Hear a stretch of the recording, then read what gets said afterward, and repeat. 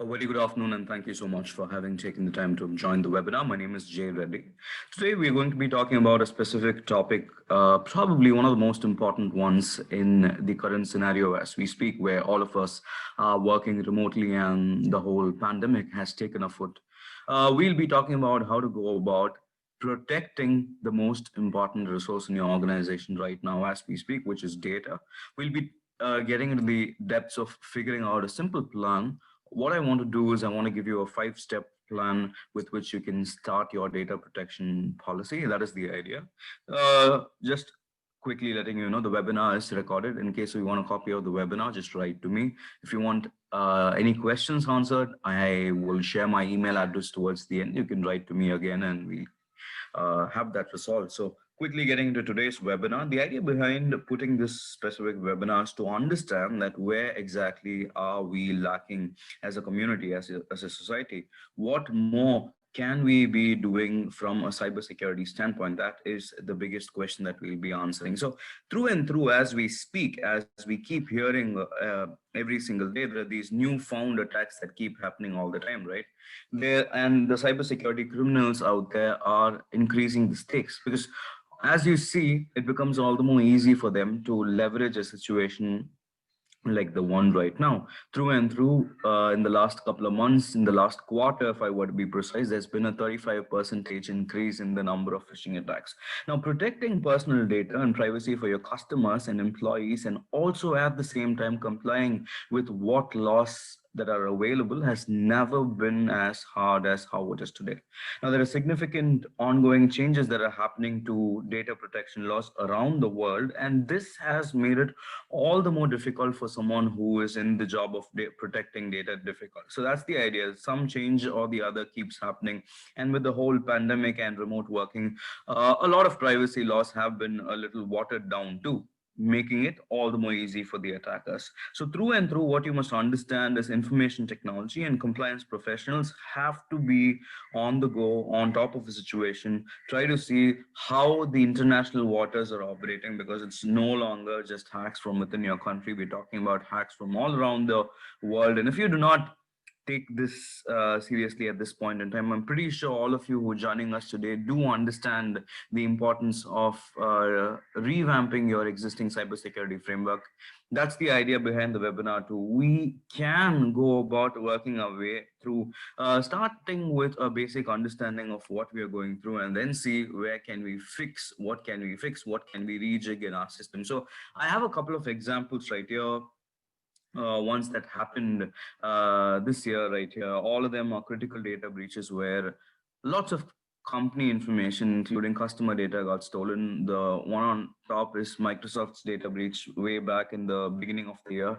Microsoft did not have a great start for 2020. That's quite obvious. Almost about 250 million customer service and support records got stolen. And the worst part is this had been happening for quite some time and Microsoft did not realize that. And they had data, the hackers or the whoever had taken the data had data that dated back almost way back to 2005. Microsoft did say that all that got lost was email address and IP addresses, but still a lot of security researchers believe otherwise. So this is a great cost that we'll need to be thinking about. And again, so is the case with other big chains like Marriott, the hoteliers, or Truecaller, where 47.5 million. So this is a huge gold mine of data. Truecaller does an aggregation. They have phone numbers and email IDs and social media accounts of users who use Truecaller.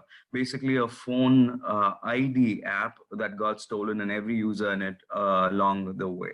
That's a huge data breach again. So the point that I'm trying to make right here is once your data is out there on the cloud and accessible to a couple of people, it makes all the more sense for you to be double sure of who's got access, what levels of access, how do they get their access, and what's the entry point. All that needs to be taken into account. So what I've done is I've kind of put together a very straightforward agenda.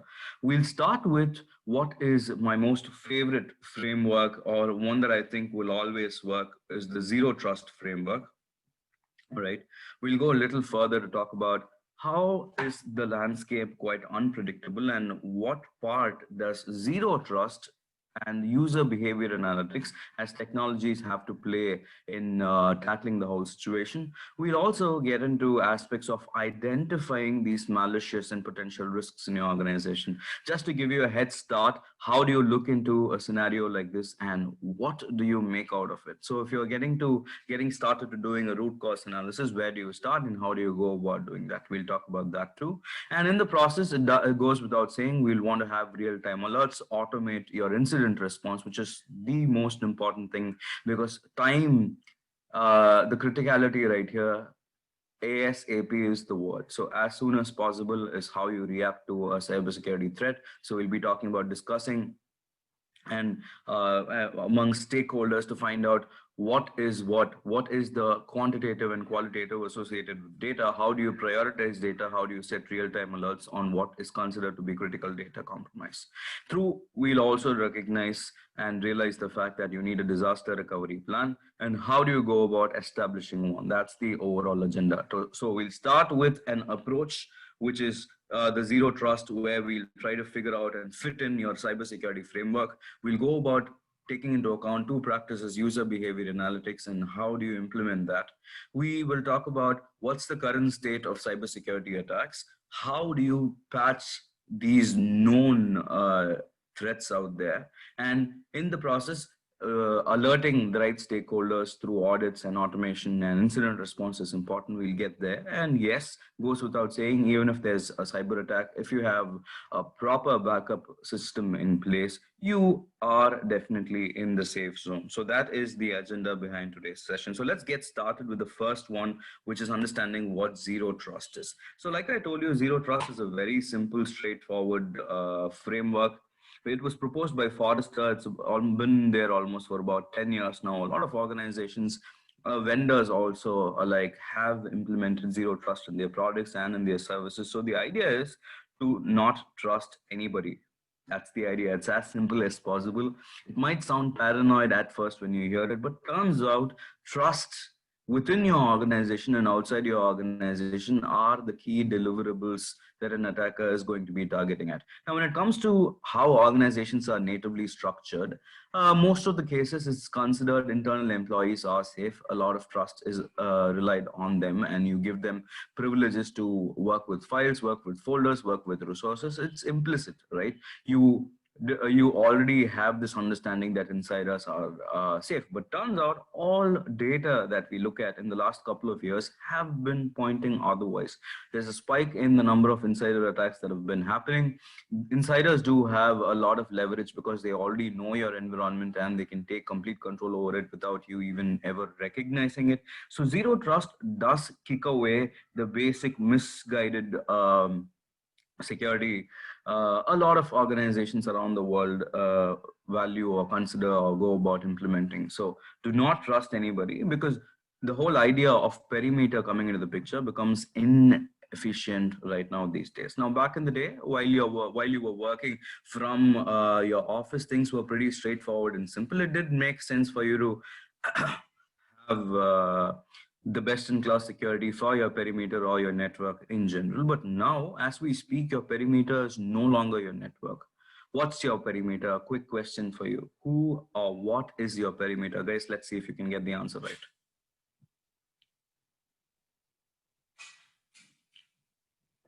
Right. I'm pretty sure a lot of you have guessed it already. The perimeter has become your users. Why would I say this? The first line of defense has become user identities, because all these attackers out there are targeting into your network effectively through user identities that you've provisioned for them. And with the whole pandemic going, it has become all the more difficult for administrators to keep tab of it, because users start using their own collaboration applications, try and integrate it with your on-premise and office applications, and now, so to say, the cloud applications for collaboration that you've also provisioned for them. They aren't 100% secure. Through and through, the challenge is, while they're working from home, how can you trust your user to access your corporate resource or corporate files or folders or anything for that matter within your organization from a home Wi-Fi? How secure is that? That's the whole idea right here. So the network has to be assumed to be hostile. Every aspect of your network, any new entrant into your network should be by all means considered hostile, should be by all means considered a potential gateway for an attacker to get into your organization. That is the idea right here. And through, external users and internal threats do exist. They've been out there for a long time. So network locality is not sufficient for deciding your trust in a network. That's what I'm talking about. Your network isn't local anymore. Your network is scattered all across the country. In my case, I've been working remotely for 5 months now. And there are almost about 8,000 employees in my organization, and all of them are spread across the world. What do you do at this point in time? My perimeter is all across the world. What do I do? That's the question right here. So every device, every resource, every user, every network flow, or any entry that is authenticated or authorized has to be taken into account. There has to be a clear-cut tracking mechanism if you were to adopt zero trust as a policy, because you have multiple sources and touch points to get into your organization. All the more reason for you to be extra sure about who you're trusting. So the idea right here is pretty simple. Do not trust anybody. Trust isn't implicit. It has to be earned. It has to be through some sort of clear-cut authorization and authentication. That is the idea right here. Okay.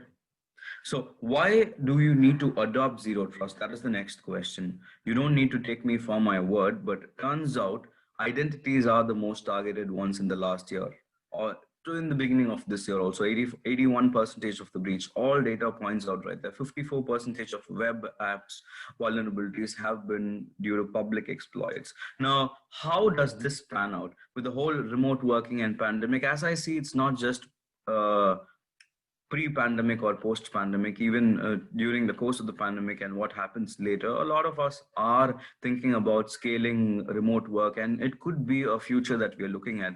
A lot of organizations, maybe let's say even in the Silicon Valley, have made announcements saying that they will be remote all the way to mid of 2021. Not about the pandemic, the whole idea that we've been as organizations are capable of doing this makes it all the more easy on organizations to just make the call, and a big chunk of your workforce will remain remote after the whole pandemic too. So what happens is your internal applications, the ones that were built to last within your network perimeter, are exposed outside or are available on the web for your users to access. And VPN or tunnels or any sort of security for that matter isn't foolproof, because these applications were never built for internet first place. So web applications do have, internal web applications especially hosted on the web, do have vulnerabilities that attackers are trying to exploit. And through endpoint targeting has increased 300% of increase in IoT and endpoint malware variants. We're talking about your Ring, we're talking about your home security system being compromised and attackers taking advantage of that. It becomes all the more easy. Every new device that you have to your home network, it could be your Alexa, or it could be your smart assistant, or it could be your smart security system, or it could be even your air conditioning system. You never know. We keep hearing stories where attackers are using every opportunity to get into your network. The worst part is, this is the same network, once they get into it, your home network is the network with which you'd be accessing your corporate resources too. Your employees, I mean, your users in your organization. So what do you do? So the simplest thing to do is to follow these 3 steps. Prevent risks, gain visibility, reduce attack surface. So how do you go about preventing risks?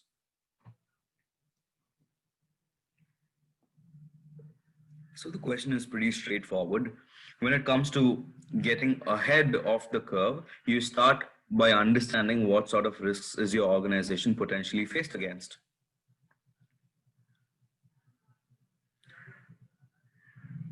All right, I have Mohammed Shaikh who asks, with WAF implemented for applications which are available on the internet, are applications not protected enough from attacks? It does make sense, yes. WAF would be that line of defense that can give an edge to your organization. But again, implementing this hasn't been the best practice that we've been seeing. Not all of them, all organizations are doing. In fact, to answer your question very specifically, let alone internal applications, we even talk about Office 365 for that matter.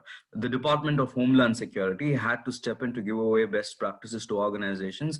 It was May, if I'm not wrong, just to let them know how the whole fast tracking into remote work has made them turn a blind eye towards security. Many checkboxes that had to be checked while doing this migration from on-prem to Office 365 were not in place. So the idea is it's not just internal applications that are causing these easy entry points to attackers and them being compromised. Even for that matter, something as stringent as Office 365 from a security standpoint has to be, is still a great deal of reason why many cybersecurity attacks, like a business email compromise, like phishing attacks, like spear phishing, so on and so forth, are happening because we did not have the time. Trust me, if administrators and IT security folks were given the time, let's say a year, to do this transition project, we would have done a kick-ass job of it. Undoubtedly, we've been doing it all along, and this isn't something new. We always are adept for change,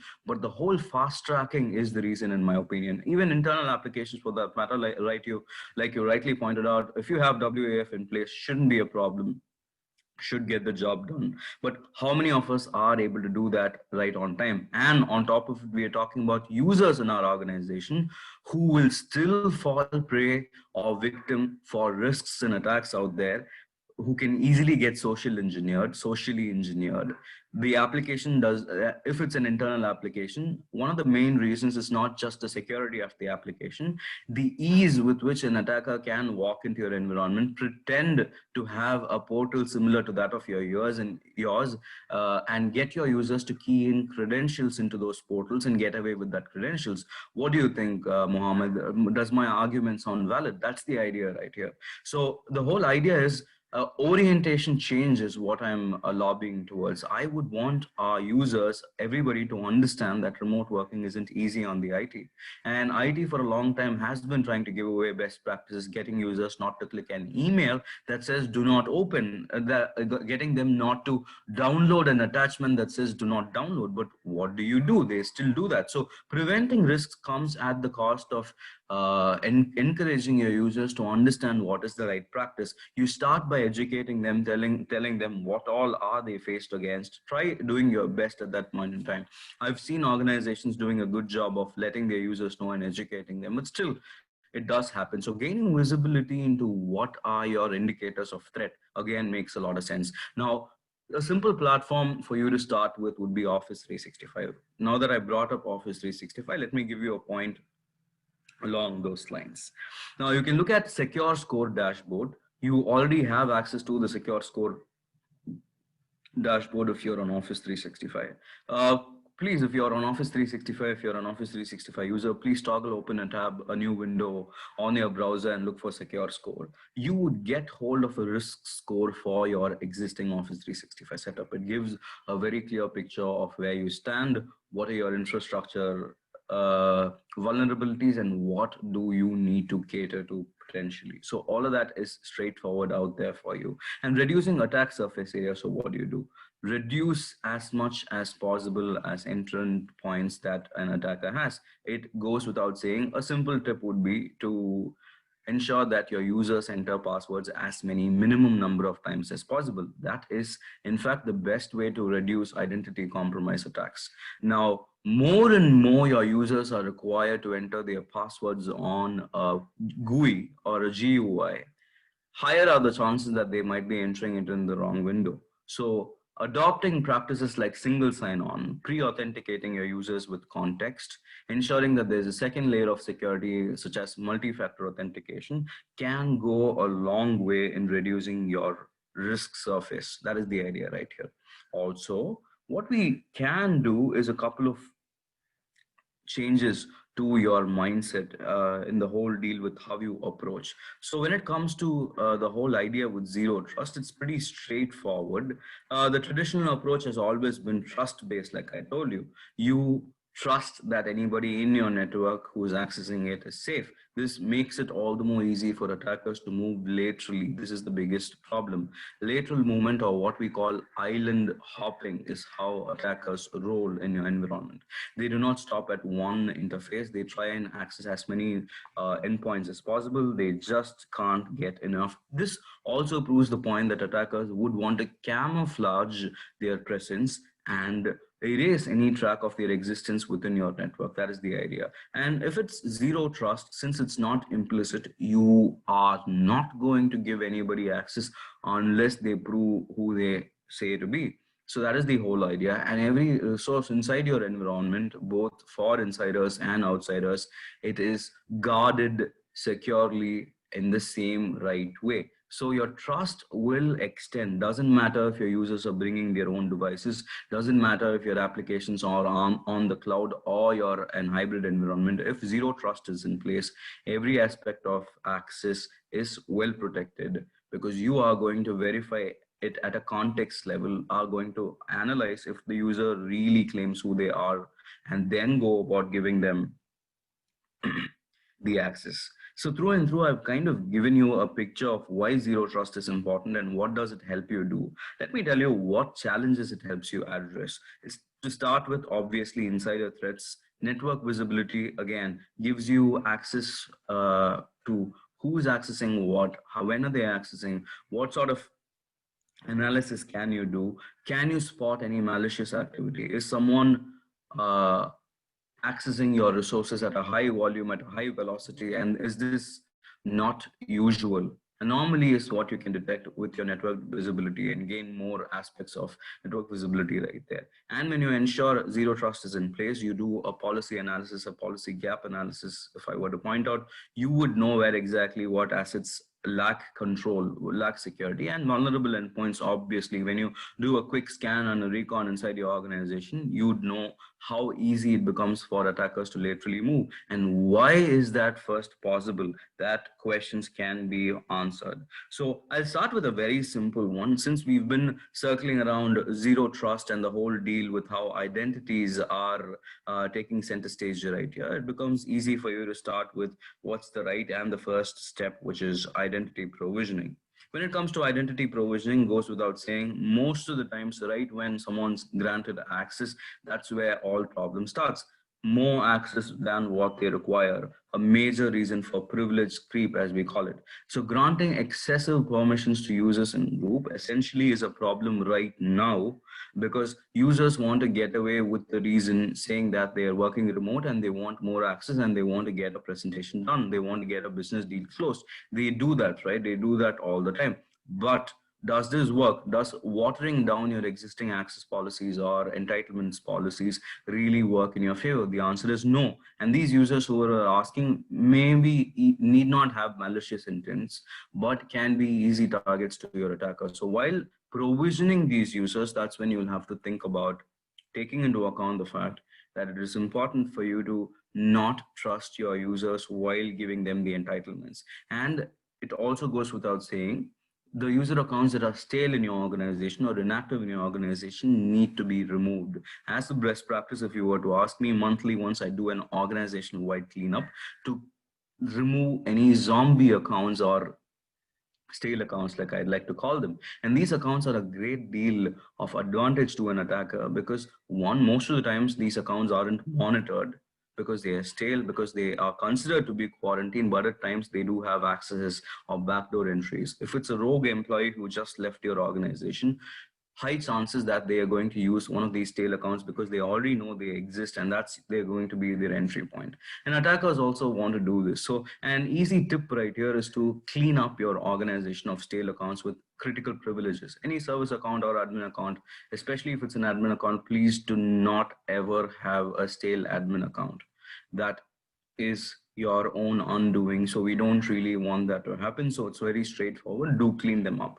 As a tip, what I could probably give you right now is to use this to your advantage. Now that attackers are after your admin accounts that are stale, you could honeypot your attackers into believing that an account that you've set as trap or bait that looks like an administrator account, when they go on and try accessing, you would get logs and details of how they want to get into your organization. So that gives you a very clear way to track any attacker or an insider with a malicious intent. That goes a long way. And privilege creep, again, sometimes is left unmonitored. So do understand that if you have an entitlement mechanism, there has to be a provision where you have a request, a review, and approval. What I'm talking about is certification, privilege entitlement certification. So everybody who gets a privilege has to go through an approval mechanism, and nobody can reach out to the administrator or Active Directory administrator for that matter and get hold of an entitlement. It has to be through an approval mechanism where there are stakeholders involved,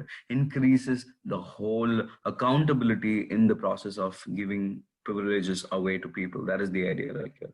And tackling excess privilege. So this is all about privilege creep. So how do you go about doing it? Setting boundaries even for your technicians. It is not just about your users getting hold of privileges. It equally matters that your technicians, your help desk folks, your IT folks also have a check in saying how many of them have what privileges. And when these permissions are assigned and revoked, the biggest challenge is most cases you do not have an audit trail that tells you who has what privilege. And at a given point in time, if you quickly want to like check who's got what privilege, your existing reporting functionalities or no reporting functionalities are available in your native platforms like Active Directory. So having to say that you have complete visibility into who has what privilege, be it administrators or non-IT users alike, is definitely how you think about tackling excess privileges to users. So clear-cut trails on who was given, who had given, how long is this given,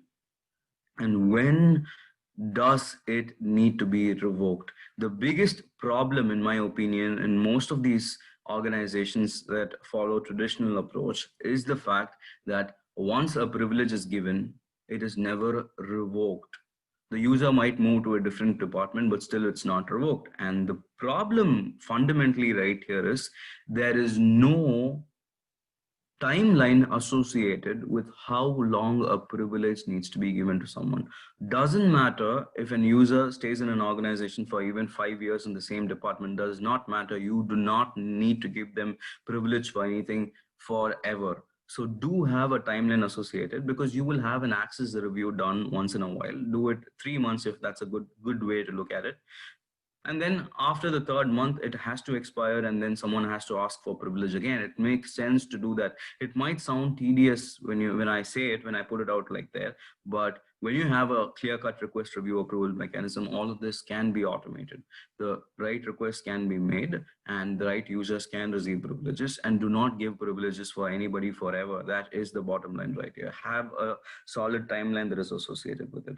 Again, it brings me back to the point of cleaning up accounts. So in the beginning, I was talking about stale accounts with privileges. If you had this access review policy where you cleaned up your accounts once in a while, where you revoked users of privilege and nobody had privileges on anything forever, it makes sense. You do not have to worry about even stale accounts at that instance, because some way or the other, their privileges would have been revoked. And malicious insider, like I told you, would want to use this as an entry point. So look for reports or solutions that can report on stale users inside your organization. Be it Active Directory, be it Office 365, you should be able to get that in a GIF to find out who are your stale accounts. Now, again, when it comes to monitoring privileges, let me give you one more clean idea right here.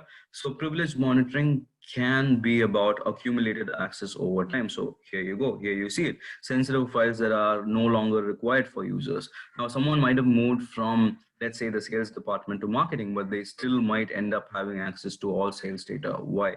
Because there's no review associated with it. There's no periodic review or access certification associated with it. So take that into account. And granting time-bound access, again, like I told you, this is what makes the difference. So monitoring privilege creep comes with this idea of giving them access only for a specific span of time. Now, we've kind of got a picture as to how to go about doing it, but can we start with how to find out or figure out what signs essentially determine a security breach? Yes. Multiple logon failures is a great way to look at. A simple giveaway, successful logon after repeated logon failure. So a high velocity logon failure followed by one successful logon could mean nothing but a brute force attack. That is how you break that down. Unusual activity happening at a time of day when nobody's around. And this has to be contextual. Now, users while working remotely may tend to work in different hours. If you can get context associated with it or draw a risk profile for every user, you'd be able to make more sensible decisions. So is the case with dormant accounts being active. I just walked you through why is it important to remove these accounts. Unusual activities on files and folders is velocity and volume of activity on your corporate data. Whatever is mission critical, that's exactly what attackers target. So if you can have a tab on what unusual activity goes on in these files and folders, gives you a great deal of advantage. So is account lockouts. Now, just like how passwords form your first line of defense for your identities, first line of protection is account lockouts. Most of the times it becomes difficult for you to call out an operational failure account lockout and an actual cybersecurity attack because users are forgetful, right? If it's an operational account lockout, it's okay. Just a forgetful user locking their account out and you can step in and unlock. What if it's a cyber attack? You will need these telltale signs. And when I'm talking about these telltale signs, you need to have a tracking mechanism to say these are the events that I want to track, and this is how I want to go about doing it. So manually tracking these events is going to be next to impossible as it's written. The whole idea is your event viewer is a great gold mine, gives you event logs, tons and tons of it, but the problem is it's finding a needle in the haystack. You never really know what to look for, and hence user behavior analytics does make sense. Now, user behavior analytics couples machine learning into the whole picture of analyzing logs and analyzing user activity, takes into account every activity that a user had performed in the past, draws context to it, and if there's a deviation from original behavior, let's say J accesses all corporate resources from let's say 9 a.m. in the morning to 7 p.m. in the evening, and all of a sudden one day there's an access at 3 a.m. in the morning and from a different geography that J has never accessed from. That is the kind of deviations that your UBA has to help you point. It helps you correlate these activities and helps you spot anomalies directly. That's the idea.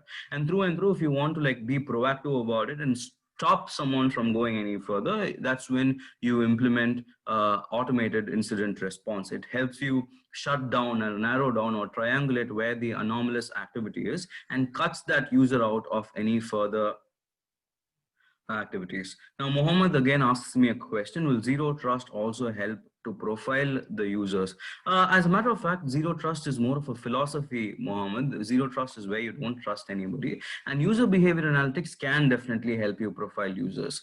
Now, zero trust is the philosophy that you want to implement, and UBA is the technique with which you go about profiling your users. I hope I've answered your question. So the idea is with user behavior analytics right here, you would want to ensure that the right users are tracked, that the right deviations are marked, and if you want to kick out any user, you should be able to be proactive about the threat response. That is the point that I want to make right here.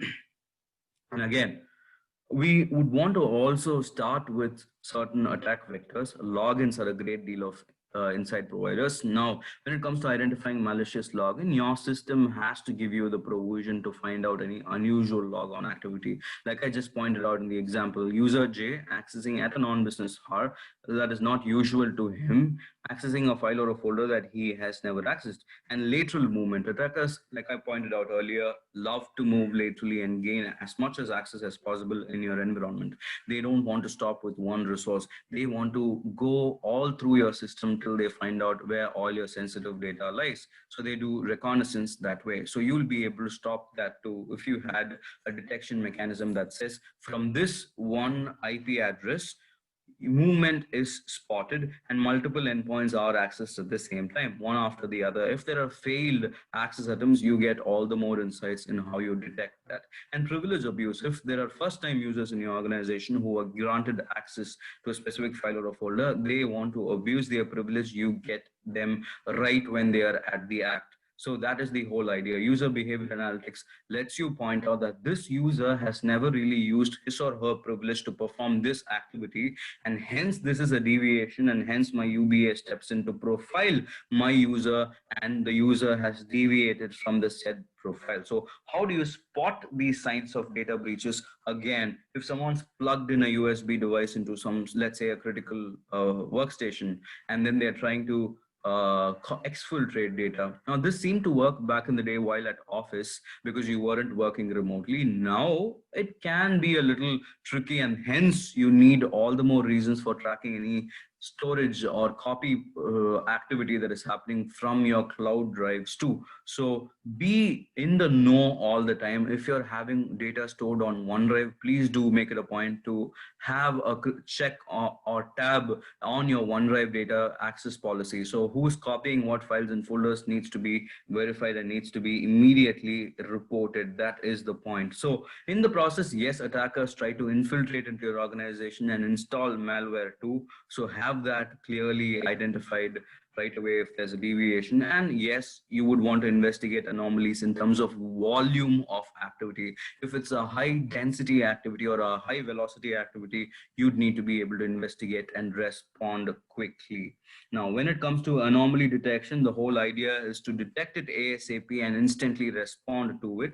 And how do you go about doing it? With automated incident response. So you can't wait for an administrator to step in into the office to fix a cybersecurity threat in the middle of the day at a non-business hour. You want your system to at least be prepared for 200 plus, let's say, activities or attacks that are already out there. So look for systems that can understand such an infection, such an infiltration, and immediately start its incident response.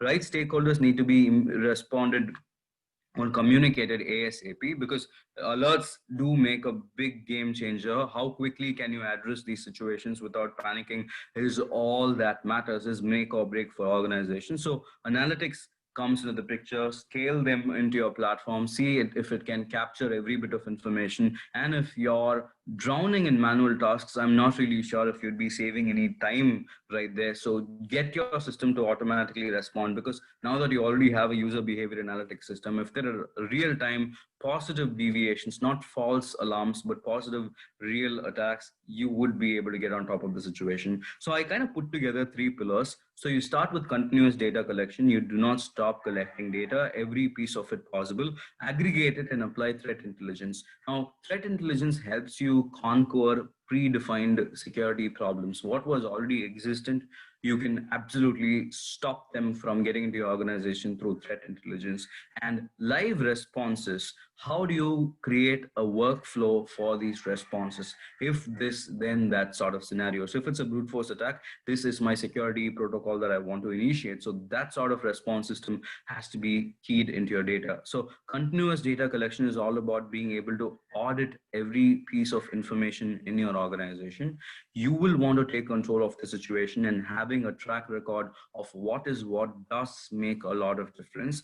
And the biggest challenge is when you're doing data collection, if you were to rely on the native means of doing it, let's say Active Directory or Office 365, they have native limitations as to how long can they hold data. If it's Office 365, you get only 90 days of data unless you're on their premium plans. So that isn't something that should restrict you, because when you're doing a root cause analysis right after a security threat, you would want clear-cut audit data to back your argument in saying this is why the attack happened in the first place. So it does give you that head start, having continuous data being collected, and changes that are done to data, especially if it's a critical attribute like GPO, it needs to be reported and alerted right away.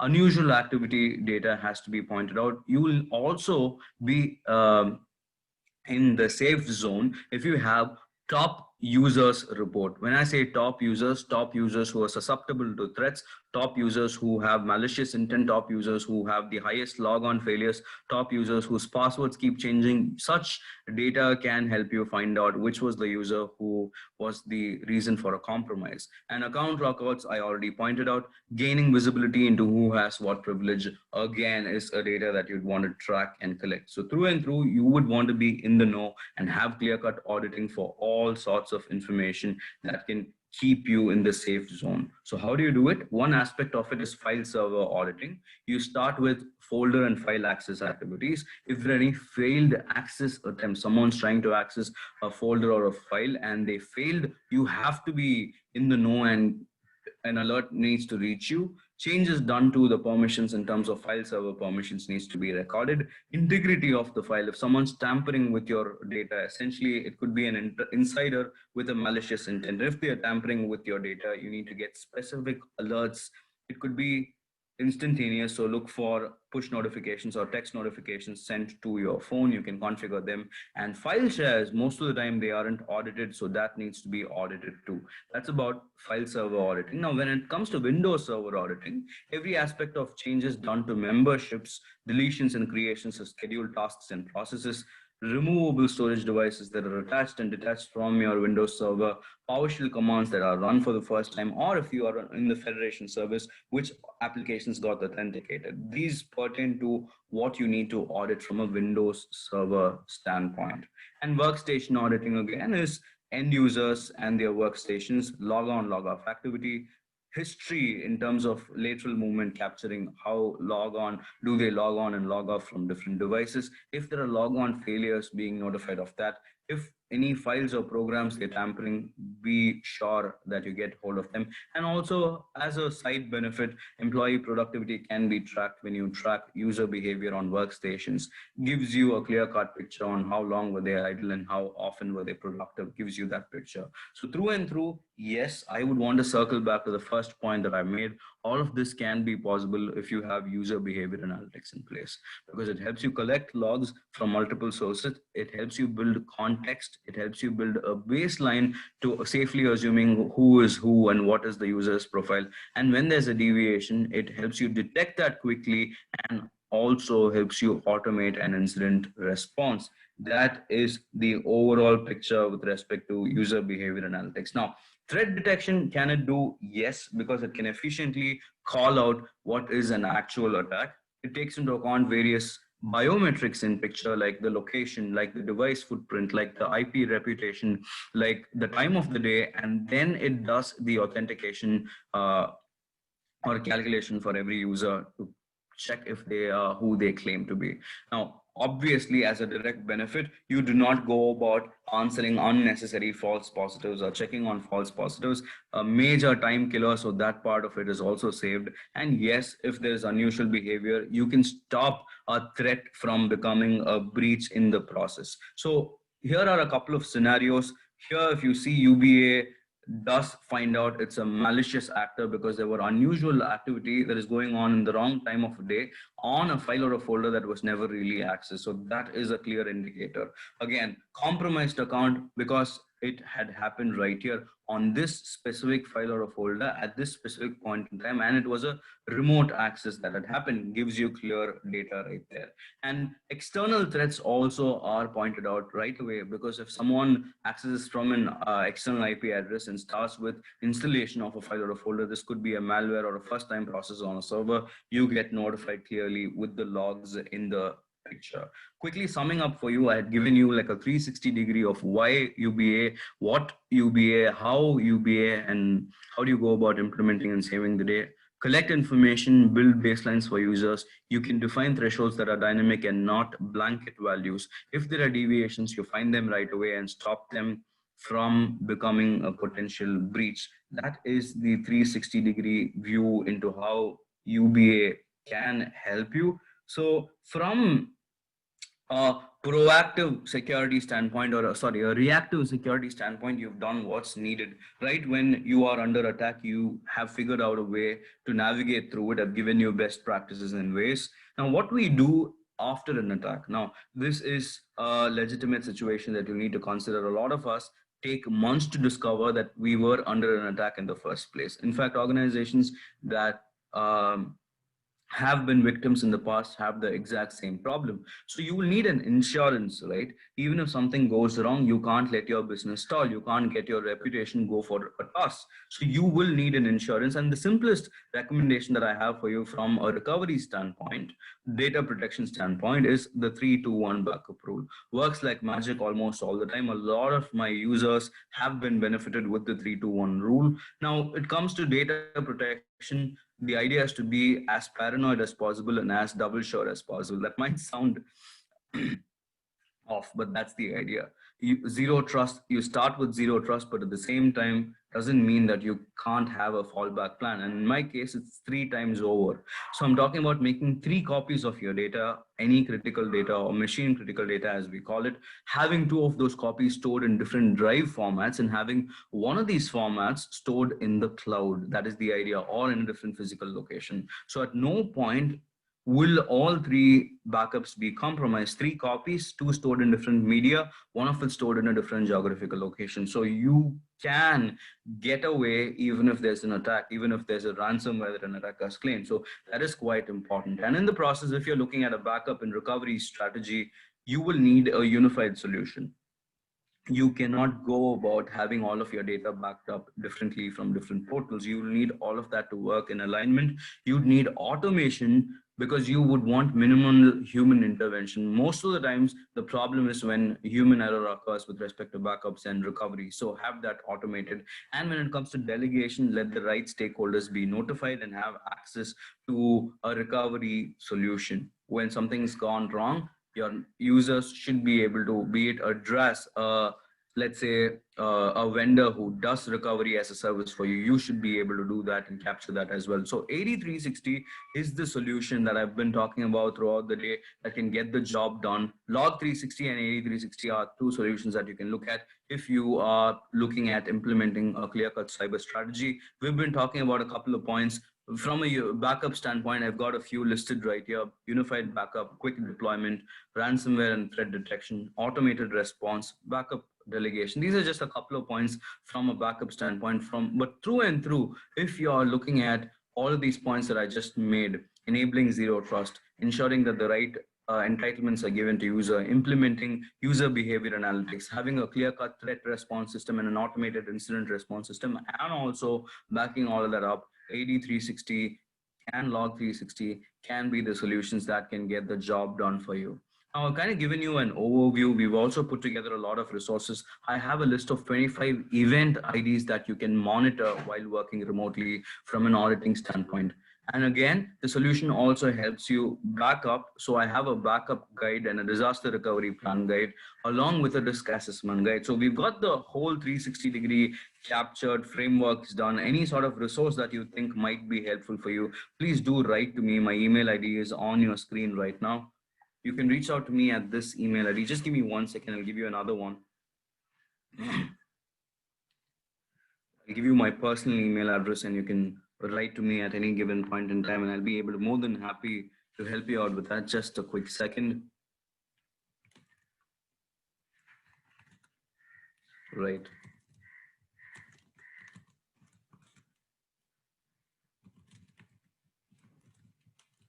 Now on this email ID, you can access and write to me anytime. I hope I've answered your questions through in the process.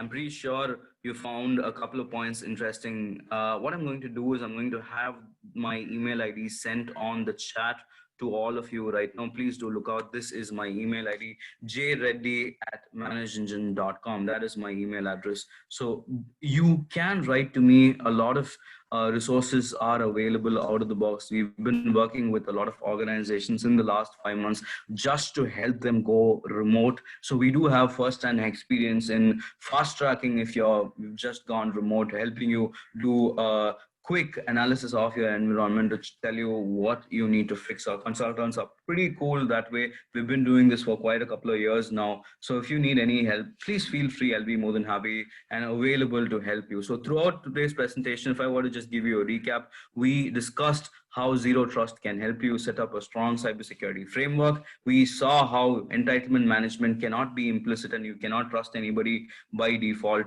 We then saw how user behavior analytics as a third point to help you save the day, and an automated threat response to get the job done, and a backup solution that can be your fallback mechanism if all else goes all else goes